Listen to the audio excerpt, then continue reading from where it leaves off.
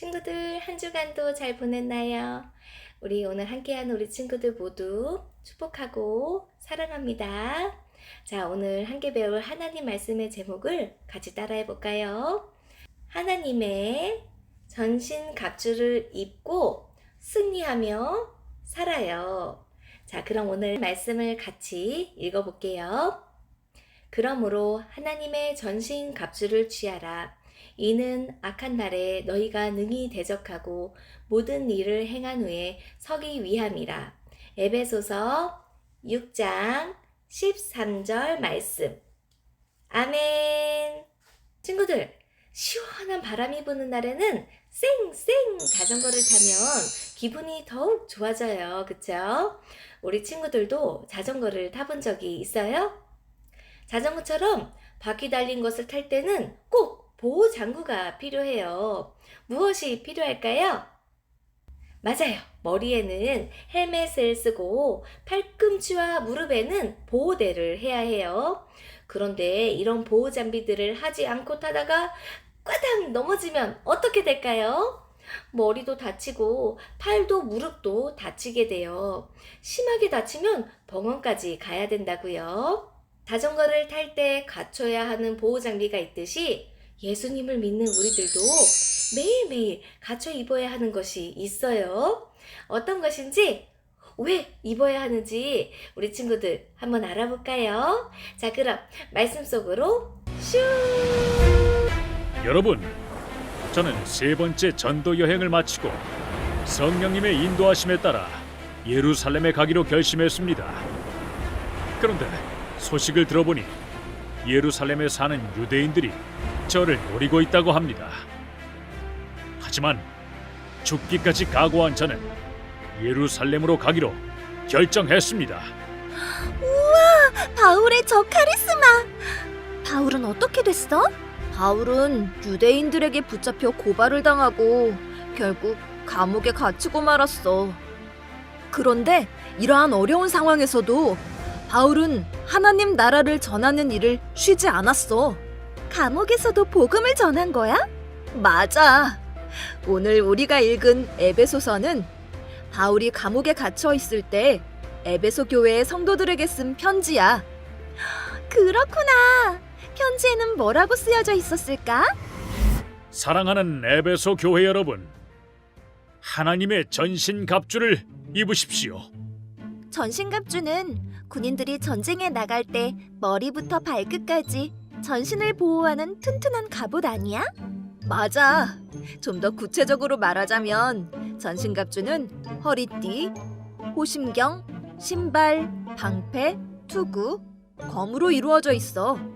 에베소에 어떤 전쟁이 벌어졌기에 이런 전신갑주가 필요한 걸까요? 이 전쟁은 눈에 보이는 적과 싸우는 것은 아니란다. 이 전쟁은 바로 하늘에 있는 악의 영, 즉 사탄과의 전쟁이지. 사탄이요? 에이, 사탄과의 전쟁이라니요. 그거 만화에나 나오는 이야기 아닌가요? 내 이야기를 잘 들어보거라. 내가 에베소에 머물며 두란노 서원에서 날마다 하나님의 말씀을 가르치던 때의 일이란다. 하나님께서는 나에게 놀라운 능력을 주셨지.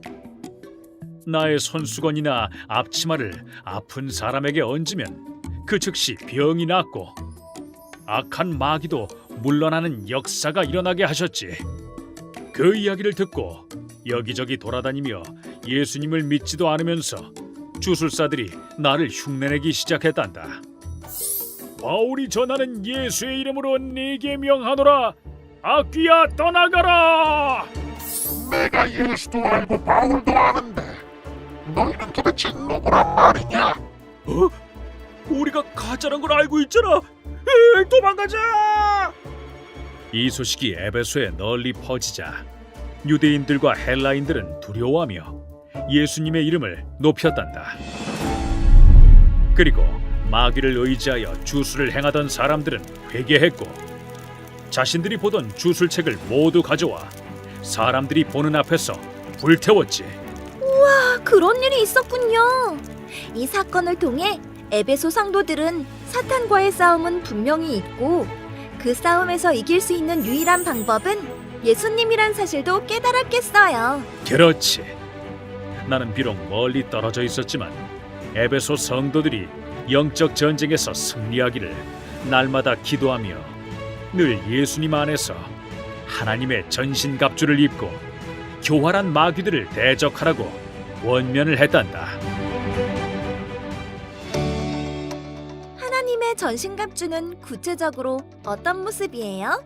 먼저 마귀와 대적하기 위해서는 진리의 허리띠를 둘러야 한단다.